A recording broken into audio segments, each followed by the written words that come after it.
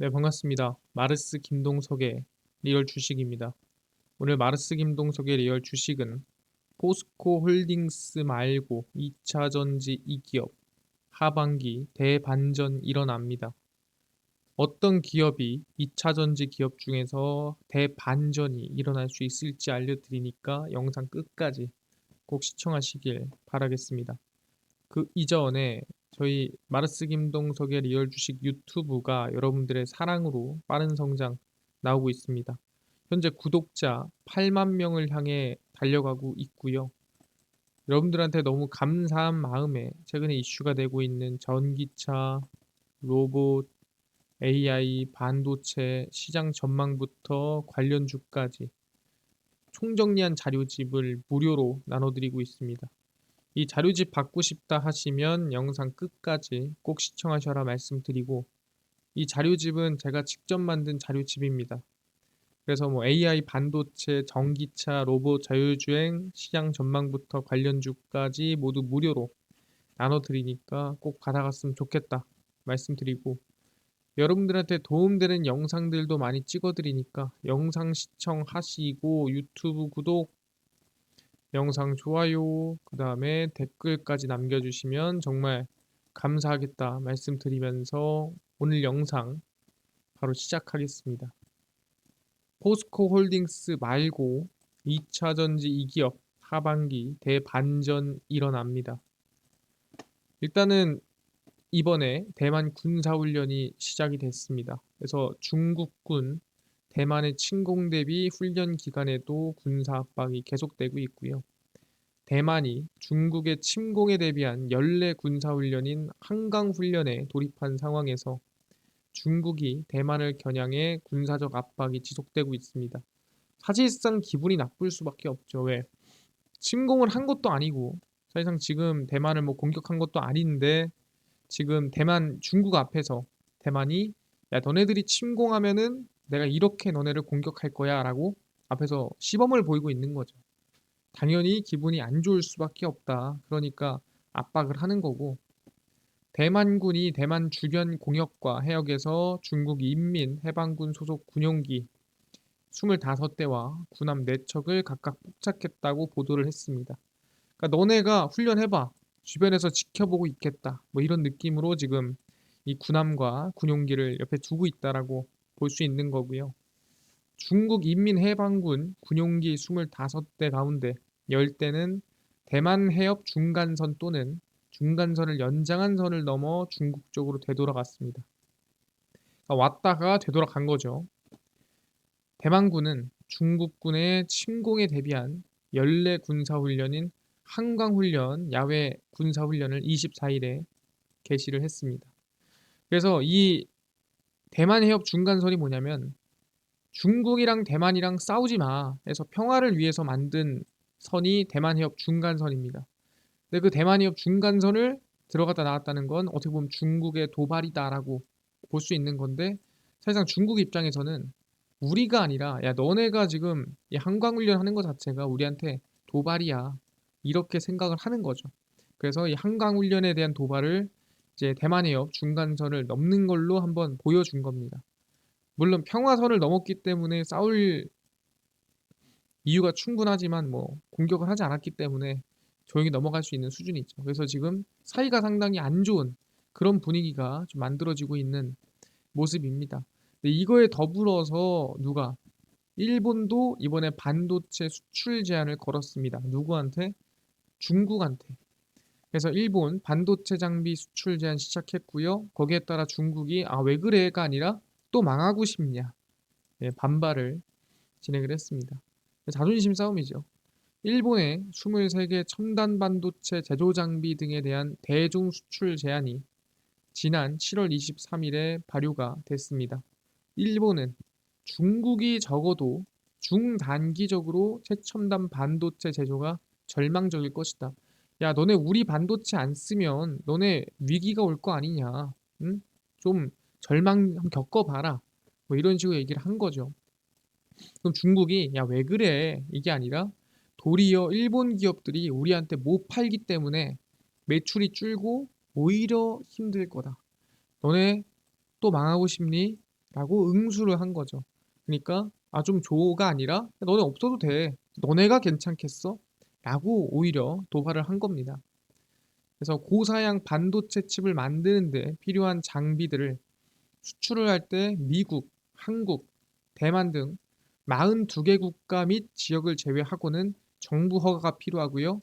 그 제외 국가가 중국입니다. 그러다 보니까 중국은 정부 허가를 받고 수출을 해야 된다 생각하시면 될 것 같고요. 중국을 반도체 공급망에서 배제하려는 미국의 조치에 발을 맞추는 것이다라고 보시면 되고요. 미국이 반도체 첨단 장비 그리고 저가 반도체 장비 관련해서도 지금 규제를 넣고 있는 상태인데 거기에 따라서 일본도 지금 중국에 규제를 넣고 있는 상태입니다. 그럼 여기서 중요한 게 뭐냐라고 물어본다 한다면은 당연히 이거를 보고 중국이 가만히 있는 게 이상하다라는 거죠. 앞에서 대만이 훈련하고 있고 자기를 죽이겠다고 뒤에서는 일본이 반도체 규제 넣고 있고 미국이랑 같이 왕따 시키고 있는 상태인데 중국이 가만히 있는다? 사실상 말이 안 되는 소리거든요. 그러다 보니까 야 중국이 가만히 안 있을 것 같더라. 그러니까 우리도 준비를 하자 하는 거죠. 그래서 G7이 중국 의존 탈피를 좀 의무적으로 하자라고 얘기가 나와주고 있습니다. 그래서 G7 국가들이 핵심 광물 중국 의존 탈피 위해서 수입 비중을 설정하자 검토하고 있습니다. 그러니까 이거 좀 줄이자라고 그냥 막연하게 얘기하는 게 아니라 완전히 숫자로 그냥 정해버리는 거죠. 우리 수입 비중을 이만큼 줄이자. G7이 핵심 광물의 특정 국가에 대한 수입 비중을 낮추기 위해 공통의 목표를 설정하는 방향으로 조율을 하고 있습니다. 사실 핵심 광물에 중요한 건 당연히 2차 전지 배터리에 들어가는 광물들이겠죠. 핵심 광물의 주요 생산국인 중국을 염두에 두고 한 나라에 의존하지 않는 공급망을 구축하려는 목적이다. 정확히 말하면 중국이 그 희토류 핵심 광물을 가지고 협박을 하면은 당장 피해가 가니까 그 협박을 못 하게끔 우리가 중국에 집중하는 게 아니라 오히려 그 핵심 광물을 대체할 수 있는 이 대체 국가를 만들어 놓자. 그럼 중국도 이걸로 협박 못 하지 않겠어? 라고 얘기를 하는 거죠. 이래서 독점이 무서운 겁니다. IEA는 현재 의존도를 낮출 핵심 광물을 선정하고 있고요. 아마 리튬이 들어가겠죠? 올해 안으로 구체적인 제안을 내놓을 계획입니다. 그래서 중국 상무부는 첨단 반도체 핵심 소재인 갈륨과 게르마늄의 수출을 8월 1일부터 통제하기로 했습니다. 그러니까 중국이 이미 야, 우리가 좀 독점하고 있구나. 우리가 좀 점유율이 높은 이 핵심 광물에 대해서 이미 수출 제한이 들어갔습니다. 언제? 8월 1일부터. 그럼 이걸로 끝나지 않을 가능성이 높다라는 거예요. 왜? 지금 왕따를 당하고 있으니까 그만큼 되돌려줘야겠죠. 그럼 되돌려주는 게 갈륨과 게르마늄이 아니라 오히려 추가적인 또 광물이 될 수도 있다. 그래서 미리미리 좀 준비를 해놓자라고 하는 겁니다. 그래서 대한민국에서도 뭘 하고 있냐면 이러고 있습니다. 신안에 리튬이 있다. 뭐 이런 얘기를 하고 있죠. 국내에서 리튬 추출되나 신안 리튬. 신안 앞에도 물리 탐사 보고서를 발표를 했습니다. 국내에서 전기차 배터리 핵심 소재로 꼽히는 리튬이 추출될 수 있다는 보고서 결과가 나왔습니다.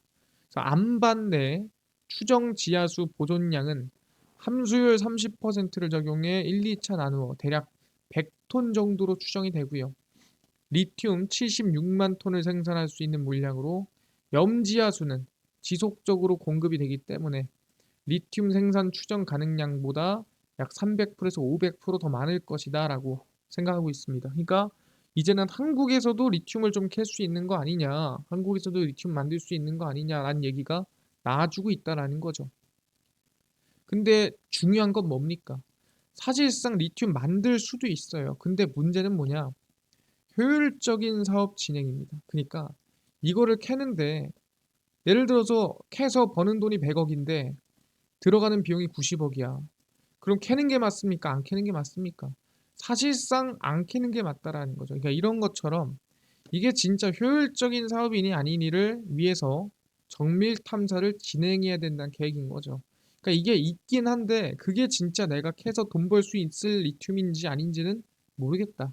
그래서 2달 동안은 일단은 분석을 해야 된다라고 얘기를 하는 겁니다. 그러니까 리튬이 있다. 이거는 오케이. 알겠는데 이게 돈이 될지 효율적일지 아니면 사서 쓰는 게 나을지 모른다는 거죠. 아, 그렇구나.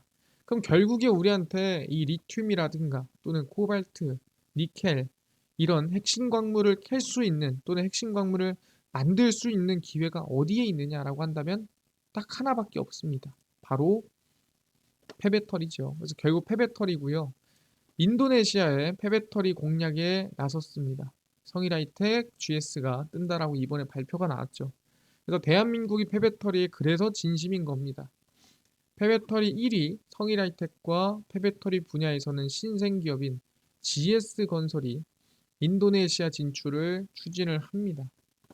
현지에 지어지고 있는 현대차, LG에너지솔루션 배터리 합작사, 조인트벤처라고 하죠. 가동에 발맞춰 폐배터리 물량을 확보하고 중장기적으로 확대할 전망입니다. 그러니까 성일하이텍 같은 경우에는 이미 아시겠지만 그 현대차 공장 주변에다가 공장을 짓고 있습니다. 조지아에. 왜? 현대차 그 주변에 있는 SK온 현대차 합작사 거기서 떨어지는 배터리 갖다 써야겠죠. 그리고 LG 엔솔이라든가 뭐 거의 미국에 있는 기업에 있는 폐배터리 싹 다 갖다 써야겠죠. 그러다 보니까 따라갔어요. 근데 마찬가지로 또 인도네시아에 있는 현대차, LG 에너지 솔루션 합작사 또 떨어지는 거 내가 갖다 써야지 해서 지금 옆에 공장을 지으려고 준비 중인 겁니다. 성일하이텍은 현재 인도네시아 모처에 폐배터리 공장 부지를 확보하고 투자 개시 시점을 고민하고 있다. 언제 할까? 공장 언제 짓는 게 제일 좋을까라고 고민을 하고 있는 거죠. 인건비가 저렴해 전처리 공정 운영이 용이하다는 점도 장점으로 평가되고 있습니다. 그래서 결국에는 어디? 폐배터리를 따라다니면서 폐배터리가 어디서 나올까? 왜? 결국에는 리튬을 새로 사거나 니켈을 만들거나 하는 것보다 있는 거 다시 쓰는 게 낫다. 그래서 폐배터리 사업이 점점 커지고 있다라고 보시면 될 것 같은데 아니, 얼마나 커진다고 보니까 폐배터리가 일단 단기적으로 260조 이상까지도 커지더라. 폐배터리 시장 잡아라. 2040년 263조 원까지 커집니다. 세계 배터리 재활용 시장은 올해 108억 달러에서 2030년 424억 달러, 정확히 2040년이 됐을 때 약 263조 원 규모로 연평균 17%의 성장세를 기록할 전망입니다. 사실상 초반엔 좀 성장해도 점점 성장세가 줄어드는데 그래도 평균 17%면 정말 가파른 성장이라고 볼 수가 있겠죠. 전기차 폐차 발생량이 올해 17만 대에서 2040년 4,227만 대로 그러니까 지금부터 한 십몇 년만 지나도 몇 배입니까? 말도 안 되게 이 폐차 수가 폭증한다라 보시면 될 것 같고 연평균 33% 증가가 진행이 됩니다. 그래서 지속해서 성장 중인 배터리 시장을 고려하면 말 그대로 전기차가 계속해서 늘어난다라는 가정하에 약 10년 후부터는 사용 후 배터리 발생량이 말도 안 되게 증가한다 라고 생각하시면 될 것 같고요. 당연히 그럼 폐배터리 사업을 지금부터 해야 독점을 할 수 있다는 소리죠. 그래서 유럽연합은 아예 강제하고 있습니다. 배터리 재활용 의무화를 골자로 하는 지속 가능한 배터리법을 통과시켜서 아예 그냥 배터리 재활용 자체를 법으로 그냥 의무를 시켰고요. 그 정도로 중요한 게 바로 폐배터리, 배터리 재활용 사업이다라고 생각하시면 될 것 같습니다. 그러다 보니까 이 폐배터리 사업에 누가 끼어들고 있느냐라고 한다면 바로 테슬라의 공동 창업자도 재활용 사업에 끼어들었습니다. 테슬라 공동 창업자가 꽂힌 배터리 재활용 6조 유니콘 됐습니다. 테슬라 공동 창립자 스트라우벨이 세운 배터리 재활용 스타트업이 6조 3천억 규모의 유니콘으로 성장했습니다. 그러니까 현재 6조가 넘는 거죠. 이 테슬라를 같이 만들었던 사람이 지었는데 말도 안 되게 성장하고 있는 겁니다. 신공장은 배터리 재활용 스타트 레드우드 머티리얼이 미국 네바다에 메가 플랜트를 짓기 위해 총 7억 달러를 조달하는 협상이 진행 중에 있습니다. 그래서 이 레드우드 머트리얼이라고 하고요. 이게 이제 스트라우베리 세운 배터리 재활용 스타트업이라고 보시면 될 것 같고 기업 가치가 6조가 현재 넘어가는 상태입니다. 스트라우벨은 일론 머스크와 함께 2004년 테슬라에 합류해 공동 설립자 지위를 얻었고 15년간 최고 기술 책임자 CTO라고 하죠. 역임을 했습니다. 그래서 그만큼 전기차에 진심이고 전기차에 대해서 누구보다 잘하는 사람이라고 볼 수 있을 것 같은데 재활용 배터리를 수집 보관해 여기서 생산되는 양극 및 음극 재료를 미국 내 배터리 셀 제조업체에 직접 공급합니다. 그러니까 테슬라에서 떨어지는 배터리를 받아서 그거를 보관해서 다시 재활용해서 다시 공급하는 어떻게 보면은 테슬라의 거의 뭐 계열사 관계사라고 볼 수 있을 정도로 좀 연관이 있는 기업이라고 보시면 될 것 같고요. 아, 그 정도로 지금 기업 가치가 성장을 했구나라고 볼 수가 있다라는 거죠. 아, 그렇네요. 근데 거기에 더불어서 현대글로비스도 폐배터리 사업을 진출하고 있습니다. 그래서 아, 지금 그 정도로 폐배터리에 관심이 많구나. 아까 GS도 신생 기업으로 폐배터리 사업에 진출한다라고 발표를 했고 플러스로 테슬라에서 나온 스트라우벨이 6조 규모의 폐배터리 기업 만들었다고 했는데 야, 우리도 빠지면 안 되겠다라고 하는 거예요. 왜 그러냐? 아까 전에 그랬죠. 성일하이텍이 왜 인도네시아로 갔다 했습니까? 현대차와 그 다음에 LG 에너지 솔루션에 조인트 벤처가 있더라. 거기 더불어서 왜 성일하이텍이 조지아로 갔다 했습니까? 현대차와 SK온이 같이 만든 공장이 있기 때문이다 했습니다. 그럼 여기서는 계속 폐배터리가 떨어진다는 소리예요. 근데 현대 계열사가 가만히 있을 순 없다. 그래서 현대글로비스가 나섰다라고 보시면 될 것 같고요. 소재에서 폐배터리 재활용까지 포트폴리오 바뀝니다.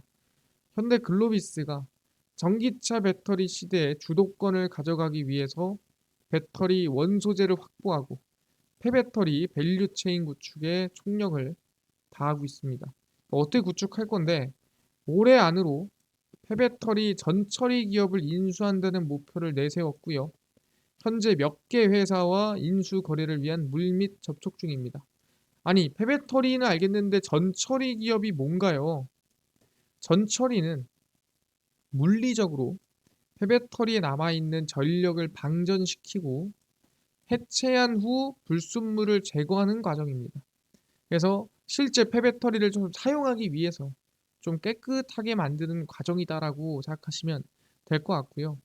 그래서 기업 인수를 마치면 유럽이나 북미 등 해외 시장과 국내에서 나오는 뭐 현대차의 폐배터리를 거점별로 모아 전처리 과정을 직접 진행한다는 전략이고 뭐 전처리를 함으로써 당연히 매출이 늘어날 거고요. 고정 매출이 생기겠죠.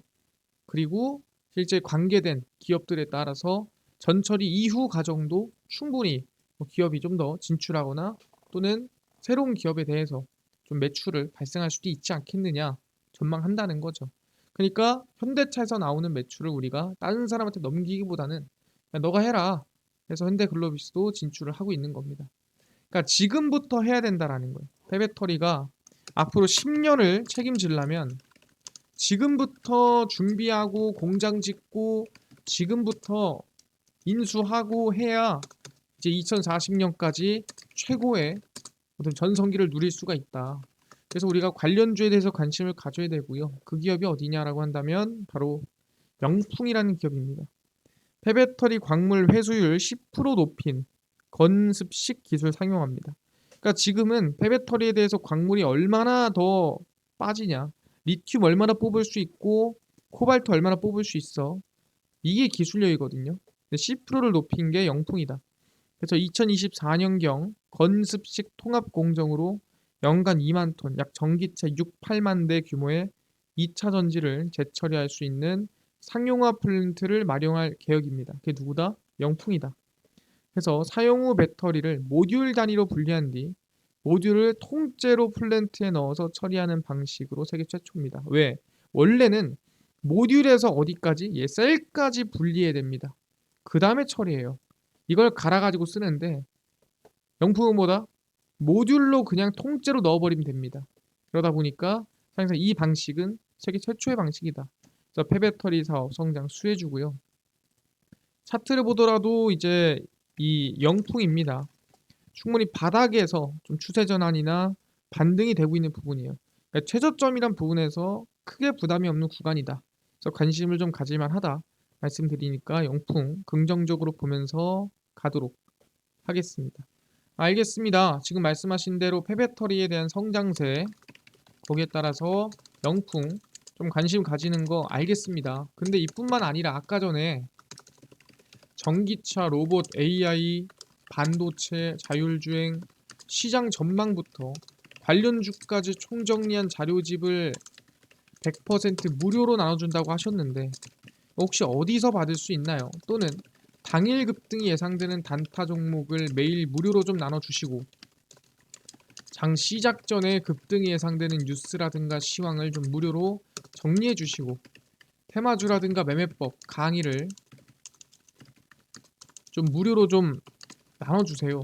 하시는 분들이 있어서 김동석 대표가 100% 무료로 나눠드리고 있습니다. 바로 김동석의 리얼 주식 연구소라는 100% 무료 어플이고요.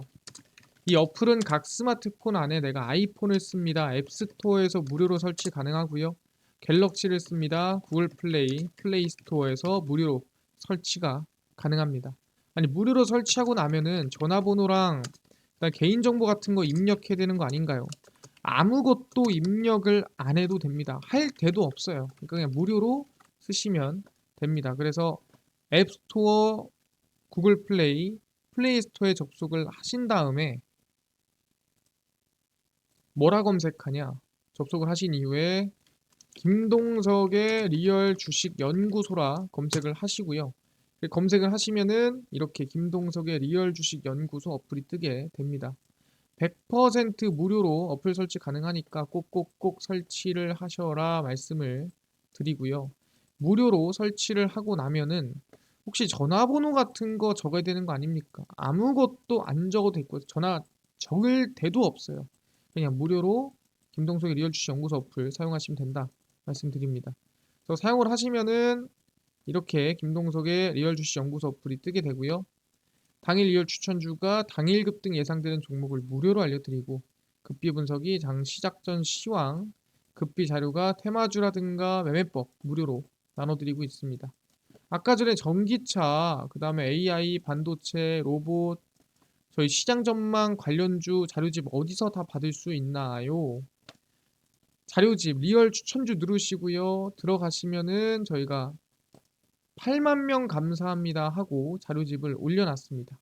이거 누르고 들어가시면은 쭉 밑에 월가 대가들의 투자법 총정리 자료집 플러스로 AI 반도체, 전기차, 자율주행 로봇 UAM 자료집 무료로 나눠드리니까 꼭꼭꼭 받아가셔라 말씀드립니다. 이뿐만 아니라 리얼 추천주에서는 7월 26일, 25일, 24일, 21일, 20일, 19일, 18일 추천주 무료로 나눠드리니까 추천주도 확인해 가시고요. 급비 분석은 장 시작 전 시황입니다. 해외 증시부터 국내 이슈까지 장 시작 전 시황 무료로 정리해드리고요. 장전에 급비 자료는 당일 있었던 이슈 관련주 올려드립니다. LS 관련주가 올라갔대. 왜 올라갔으며 어떤 관련주가 있는지 다 정리해드립니다. 다 무료거든요. 그래서 김동석의 리얼 주식 연구소 평생 100% 무료 어플이니까요. 종목 시황 테마주 강의 다 무료로 얻어가시고요. 이뿐만 아니라 저희 마르스 김동석의 리얼 주식 유튜브도 여러분들의 사랑으로 커가고 있습니다.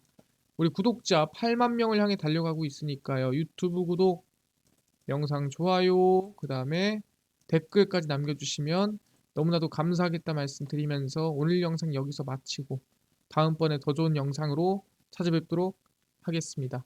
감사합니다.